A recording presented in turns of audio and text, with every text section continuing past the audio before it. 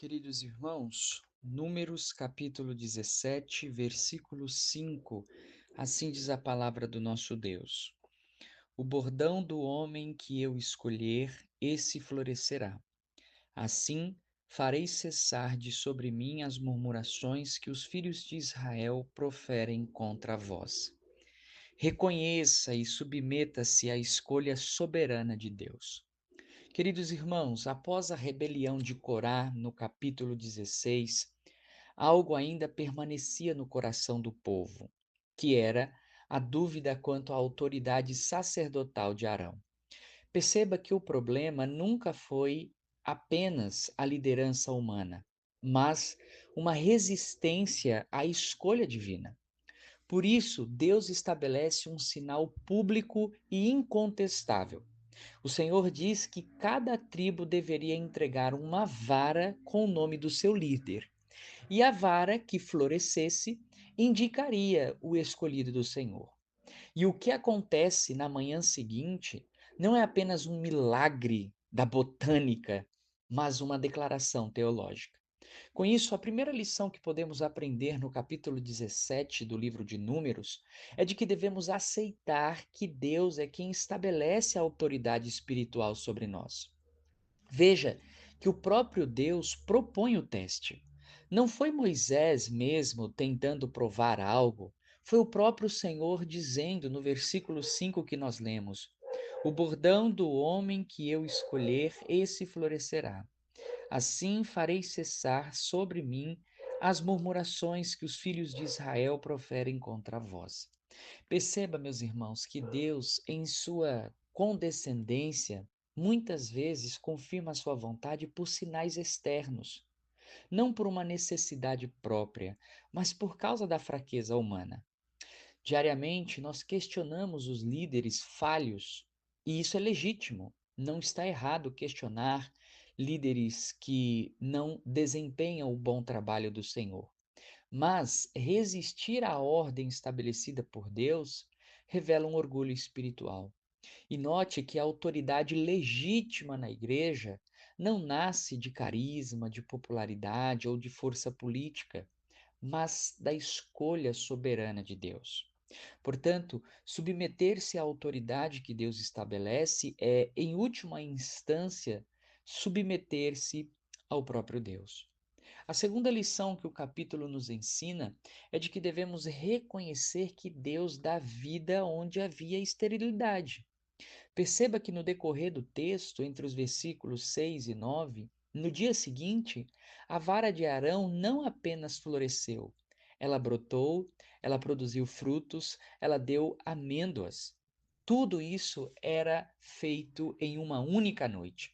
O versículo 8 mostra para nós dizendo: No dia seguinte, Moisés entrou na tenda do testemunho, e eis o bordão de Arão pela casa de Levi brotara e, tendo inchado os gomos, produzia flores e dava amêndoas. Perceba que o milagre que acontece aqui demonstra que a verdadeira autoridade espiritual é acompanhada da vida produzida por Deus. Uma vara, nesse contexto, era apenas um pedaço de madeira já morto. Mas quando Deus escolhe, ele faz brotar vida, ele faz brotar frutos. Perceba que uma autoridade espiritual sem frutos é uma autoridade suspeita. Note que o chamado divino produz vida, produz edificação, os frutos são visíveis. Deus autentica seus servos, não apenas com palavras, mas com evidências de uma vida espiritual ativa, viva, florescente.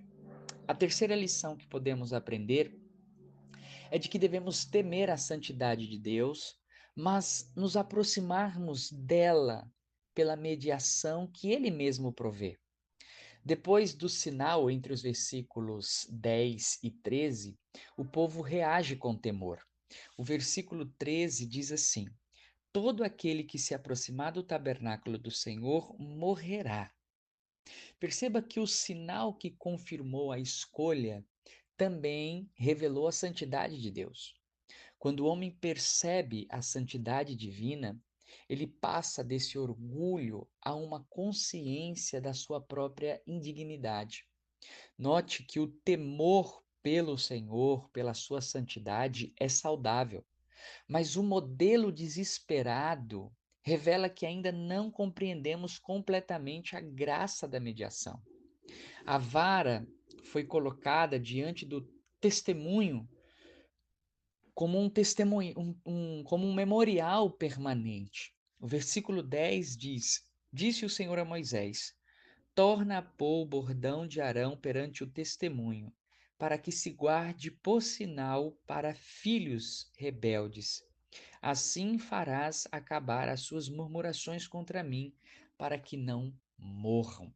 Perceba que ela não apenas confirmou a autoridade do Senhor, como ela também lembrava ao povo que Deus mesmo havia promovido o sacerdote que intercederia por eles. Queridos irmãos, a vara de Arão é um símbolo mais belo que aponta para Cristo. Um pedaço de madeira aparentemente morto que floresce. Isso ecoa em nossos ouvidos a ressurreição do Senhor. O escritor aos Hebreus, no capítulo 5, versículo 4, lemos que ninguém toma para si essa honra senão quando chamado por Deus, como foi o caso de Arão. Cristo também não assumiu o sacerdócio por ambição, interessado em segundas intenções, mas por designação divina. Assim como a vara floresceu como um sinal da escolha, a ressurreição foi a confirmação pública de que Jesus é o sacerdote definitivo. Ele era o escolhido, ele é o que venceu a morte, ele é quem vida produz onde só há esterilidade. Queridos irmãos, a conclusão que nós temos, portanto, de Números capítulo 17 nos ensina 3 lições primordiais. Primeiro, Deus estabelece a sua autoridade soberanamente. Segundo, Deus autentica seus escolhidos com vida e fruto. E terceiro, o reconhecimento da santidade divina deve nos conduzir a uma confiança na mediação que ele provê. E a pergunta que fica é: você tem resistido à ordem estabelecida por Deus ou tem se submetido com humildade às suas escolhas? Que aprendamos a reconhecer, meus irmãos, que toda autoridade legítima vem do Senhor. E que, acima de tudo, nos submetamos ao Supremo Sacerdote, que floresceu da morte e que vive para todos sempre. Amém.